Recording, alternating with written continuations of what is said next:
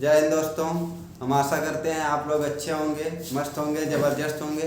ठीक है, तो कल हम लोगों ने पढ़ा था लाइट के कुछ सवाल। ठीक है, यानी प्रकाश जो हमारा चैप्टर था उसके हमने 2 से 3 सवाल बताए थे।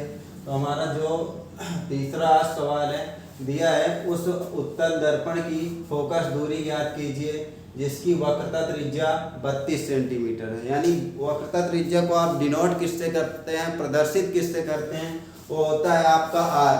यानी आर बराबर कितना दिया है, 32 सेंटीमीटर दिया है।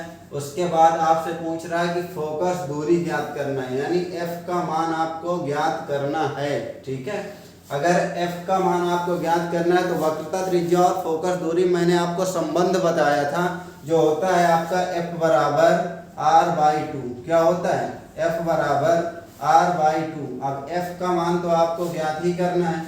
आर का मान कितना दिया है, 32/2। 2 से काटेंगे कितना आएगा, 16। यानी हमारा कितना आया उत्तर, 16। अब 16, इसमें 16 सेंटीमीटर तो आ रहा है। अब देखना है कि दर्पण कौन सा है। अब दर्पण हमारा है उत्तल। उत्तल दर्पण में जो फोकस दूरी होती है और वास्तविक प्रतिबिंब होता है वो किसका होता है, प्लस का। तो प्लस का है ऑलरेडी, तो हमारा यही उत्तर हो जाएगा। ठीक है, 16 सेंटीमीटर। जो हमारा नेक्स्ट सवाल है, अगला है, कोई अवतल दर्पण अपने सामने 10 सेंटीमीटर दूरी पर रखे किसी बिंब का 3 गुना आवर्धित बड़ा है तो वास्तविक प्रतिबिंब बनाता है, तो प्रतिबिंब दर्पण से कितनी दूरी पर है।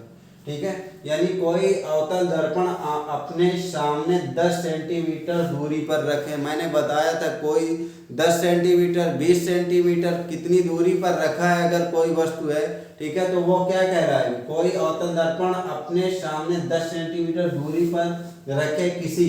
अब तो यह किसका मान होगा, u का मान होगा। मैंने बताया अगर इसमें क्या कह रहा, प्रतिबिंब, प्रतिबिंब बोल रहा, तो यानी v का मान आपसे ये पूछ रहा है। ठीक है, तो ये किसका मान होगा, u का। यानी u बराबर आपका कितना दिया है, 10 सेंटीमीटर। आपको मैंने बताया था कि अवतल दर्पण में u, v और f यानी फोकस दूरी, वास्तविक प्रतिबिंब और आभासी प्रतिबिंब सभी किसमें होते हैं, निगेटिव होते हैं, यानी ऋणात्मक होते हैं। ठीक है, उसके बाद अब दिया किसी बिंब का 3 गुना आवर्धित है, यानी आवर्धन क्षमता कितनी है इसकी, 3 है। आवर्धन क्षमता कितनी है इसकी, 3 है। यानी m का मान आपका कितना दिया है, 3 सेंटीमीटर। यानी 3, इसको हम सेंटीमीटर नहीं ऐसे डायरेक्टली लिख लेते हैं 3। ठीक है, तो आपको मैंने एक सूत्र बताया था कि होता है m बराबर I/O बराबर V/U, इतना बताया था। तो m का मान आपका कितना दिया है, 3 दिया है। कितना दिया है, 3 दिया है।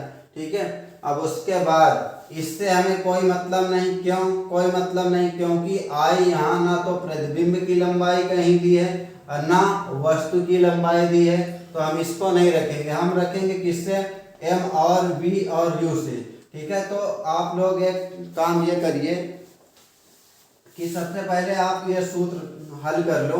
अगर m बराबर v/u, ठीक है, तो इससे हमें मतलब है क्योंकि m का मान दिया है, u का मान दिया और v का आपको ज्ञात करना है। ठीक है, जब भी अवतल दर्पण आएगा तो इसमें आपको क्या करना होगा, माइनस लगाना होगा। क्यों, क्योंकि अवतल दर्पण में जो आवर्धन क्षमता होती है वो निगेटिव में होती है। ठीक है, तो m का मान कितना दिया है आपका, 3 दिया है।